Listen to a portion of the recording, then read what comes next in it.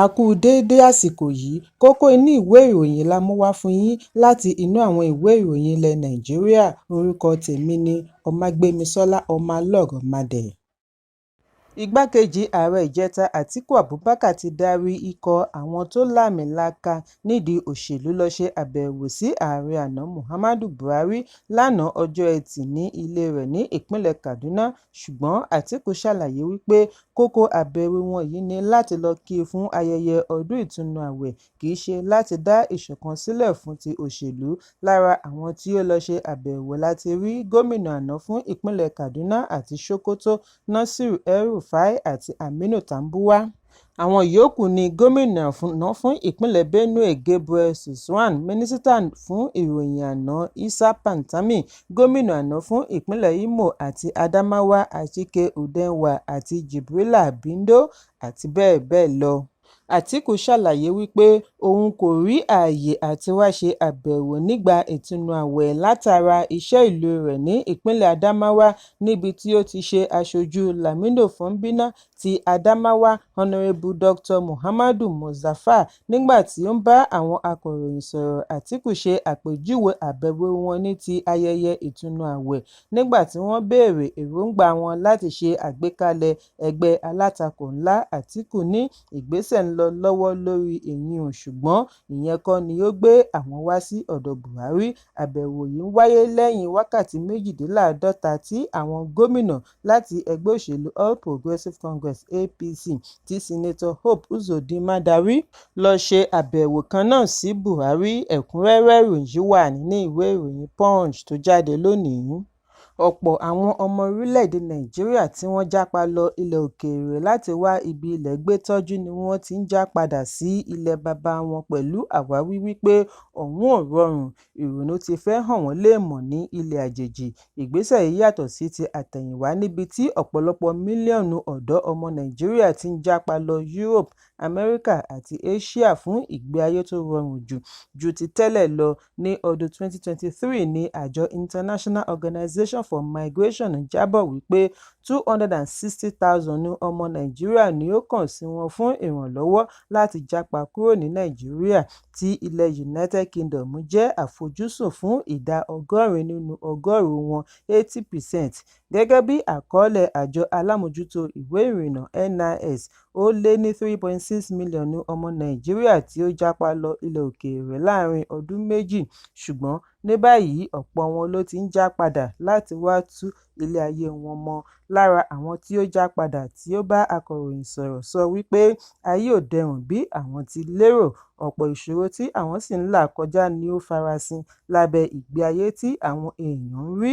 Arábìnrin nọ́ọ̀sì ẹni 30 ọdún kan Judith Okoli, tí ó ti lo ọdún 2 ní ilẹ̀ United States, ṣàlàyé wípé lẹ́yìn tí òun kọjá sí ilẹ̀ òkèèrè ní ọdún 2017 fún ìtẹ̀síwájú nínú ìkẹ́kọ̀ọ́ rẹ̀, ni òun rí wípé ohun tí òun bá jìnnà réré sí ohun tí òun gbà lérò. Okoli ní pẹ̀lú wípé òun ń gba owó déédéé, síbẹ̀ ibi owó ń lọ pọ̀ ju owó tó ń wọlé, àdánìkanwà àti ìjà ẹlẹ́yàmẹ̀yà mú ayé nira fún un. Ó ní òun fi ara da ìgbé ayé àdánìkanwà lonely life. Okoli ní gbogbo ìgbà ni wọ́n máa ń rán òun létí wípé òun kì í ṣe ara wọn lẹ́nu iṣẹ́, ṣùgbọ́n ní Nàìjíríà ọkàn balẹ̀ wípé èèyàn wà láàrin àwọn tiẹ̀. Nígbẹ̀yìngbẹ́yín tí gbogbo rẹ̀ sún ni ó pinnu àti padà sílé ní ọdún 2019 kí ó tó wá di àgbẹ̀ ní Nàìjíríà. Ó ní òun ní okòwò tí òun lè ṣe àmójútó fúnra òun kí ó sì gòkè àgbà. Ó wá rọ àwọn ọmọ Nàìjíríà tí wọ́n ṣì wà ní ilẹ̀ òkèèrè kí wọ́n tú èrò wọn pa lórí àti sọ ilẹ̀ òkèèrè di ibi à ń gbé títí láé.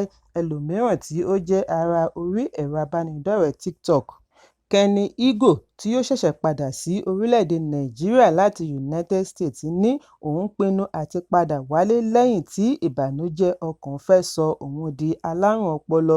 Ìdí ni wípé inú òun kò fi gbogbo ìgbà dùn, ohun gbogbo ló ń bí i nínú.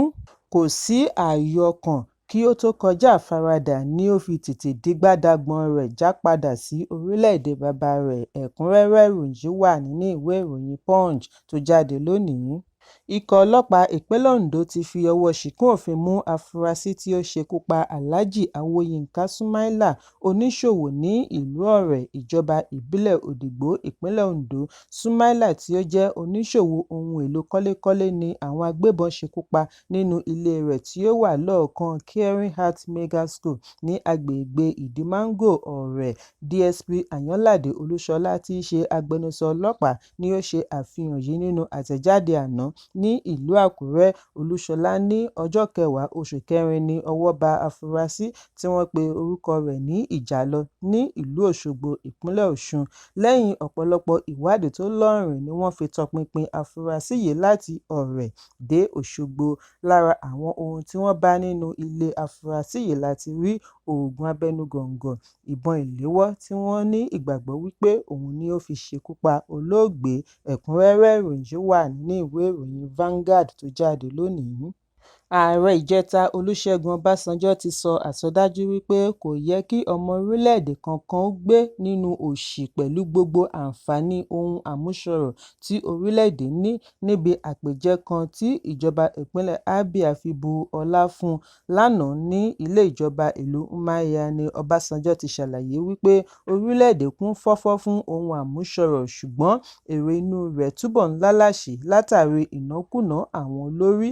Ó ní bí a bá ná ìnákúnàá, a ò nílò láti da ẹ̀bi ru Ọlọ́run, ara wa ni ká bá wí.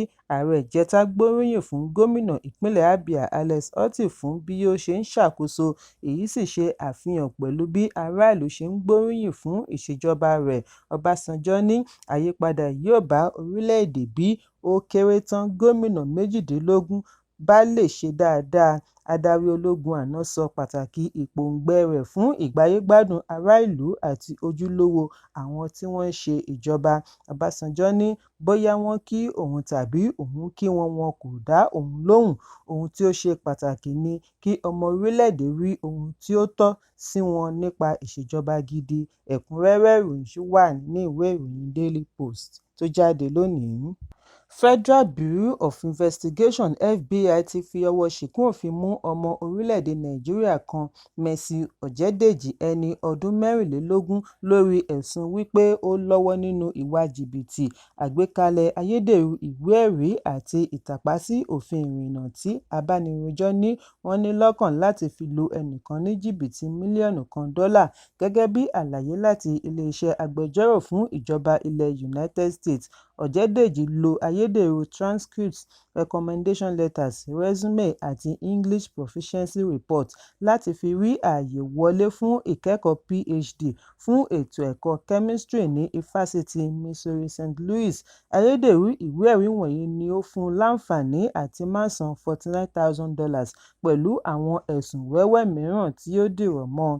Àwọn aláṣẹ ní Ọ̀jẹ̀dèjì ṣí àpò ìkówósí ní ilé-ìfowópamọ́ pẹ̀lú ayédèrú ìwé-ẹ̀rí, ṣùgbọ́n kọ̀ láti yọjú sí yàrá ìkàwé tàbí gbogbo ètò ẹ̀kọ́ yòókù tí wọ́n ṣe ní kíláàsì. Ìwà yìí ni ó yọrí sí bí wọ́n ṣe lé e kúrò ní iléèwé ní ọdún 2024 tí wọ́n sì gba ìwé ìgbélùú rẹ̀ gẹ́gẹ́ bí akẹ́kọ̀ọ́ student visa.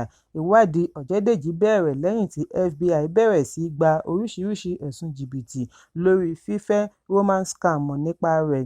Ìwádìí yìí darí wọn dé ilé ọ̀rẹ́bìnrin Ọ̀jẹ̀dèjì tí wọ́n ṣe ẹ̀sùn wípé òun ló ń bá a gba àwọn nǹkan tí ó rí gbà nídìí jìbìtì, lára rẹ̀ ni owó àti ohun èlò.